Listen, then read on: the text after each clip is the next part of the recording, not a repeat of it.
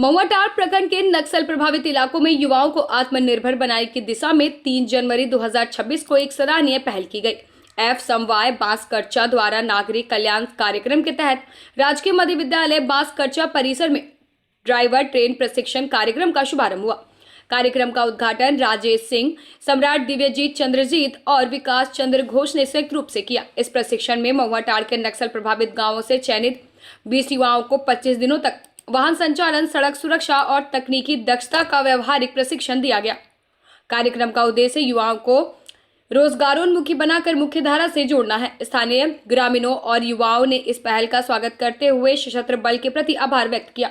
ग्रामीणों का कहना है कि इस तरह के कार्यक्रम क्षेत्र में शांति, विकास और रोजगार सृजन को बढ़ावा देने में महत्वपूर्ण भूमिका निभाते हैं। प्रोग्राम आप लोग चला रहे हैं, ये किस उद्देश्य से किया जा रहा है? देखिए, ओवरऑल की अगर बात करें तो ये ओवरऑल इलाके की प्रगति के लिए है। यहाँ के जितने युवक और युवतियाँ हैं उनको आत्मनिर्भर बनाने के लिए है, उनको इस काबिल बनाने के लिए है कि चाहे वो किसी भी फील्ड में रहे, अपने लिए कोई ना कोई साधन जुगाड़ लें, उनको किसी के ऊपर आश्रित न रहना पड़े और इस काबिल बने कि भविष्य में ऐसी कोई नियुक्तियाँ होती हैं जैसे कि प्लम्बर की हो, टेलर की हो या फिर ड्राइवर की हो या फिर किसी भी फील्ड की हो, उसमें अपने आप को ये स्थापित कर सकें और भारत सरकार की योजनाओं के साथ और भारत सरकार की सर्विसेज के साथ ये जुड़ सकें। जैसा कि आप सबको पता है कि महुआटांड़ काफ़ी अभी पिछड़ा हुआ इलाका है, प्रगतिशील है, प्रगति कर रहे हैं, लेकिन युवाओं के पास इतनी अवसर नहीं है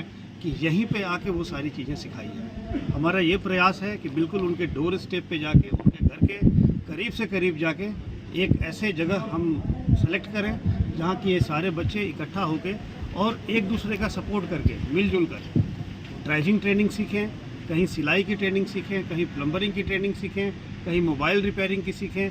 इसी प्रकार से ये सारी योजनाएं चल रही हैं यहाँ के युवाओं को आत्मनिर्भर और काबिल बनाने। नक्सल प्रभावित क्षेत्रों में इस प्रकार का प्रोग्राम कितना कारगर होता है सर? बहुत कारगर होता है। ये कार्यक्रम केवल यहीं पे नहीं चल रहा है, भारत के जितने भी नक्सल विरोधी तत्व हैं, जितने भी नक्सल विरोधी हमारी फोर्सेज हैं, वो सारी चला रही हैं ये प्रोग्राम्स को, चाहे वो छत्तीसगढ़ में हो या फिर झारखंड में हो या फिर देश के किसी और भी इलाके में हो जहाँ पे कि नक्सल से प्रभावित है, वहाँ पे सारी फोर्सेस इस चीज़ों को कर रही हैं।